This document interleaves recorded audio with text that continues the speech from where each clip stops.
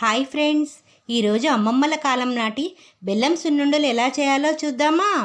పూర్వం మినుములను వేపి తిరగలిలో ఆడి పొట్టు పోగొట్టి చేసేవారండి. ఈ కాలంలో ఆ ప్రాసెస్ చేయడం కష్టం కదా. ముగిట్లో 2 గ్లాసుల మినపగుళ్ళు వేసి వేపండి.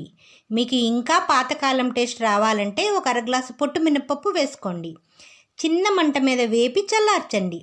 పావు గ్లాసు శనగపప్పు వేసి వేపి చల్లార్చండి. దీనివలన సున్నుండలు నోటికి అంటుకోకుండా వస్తాయండి. పావు గ్లాసు ఉప్పుడు బియ్యం కూడా వేపి మొత్తం చల్లారనివ్వండి. మిక్సీ జార్లో వేసుకుని మెత్తగా మిక్సీ పట్టండి. సగం ఒక ప్లేట్లో వేసుకుని 2 గ్లాసుల బెల్లం తురుము పైన మనం మిక్సీ చేసి పెట్టుకున్న పిండిని వేసి బాగా మెత్తగా మిక్సీ పట్టండి. ఉండ చేయడానికి వీలైనంత గోరువెచ్చని నెయ్యి వేసి ఉండలు చేసుకోండి. అంతే. నా వీడియో నచ్చితే లైక్ చేసి షేర్ చేయండి. నా ఛానల్ని సబ్స్క్రైబ్ చేసుకోండి. Thank you.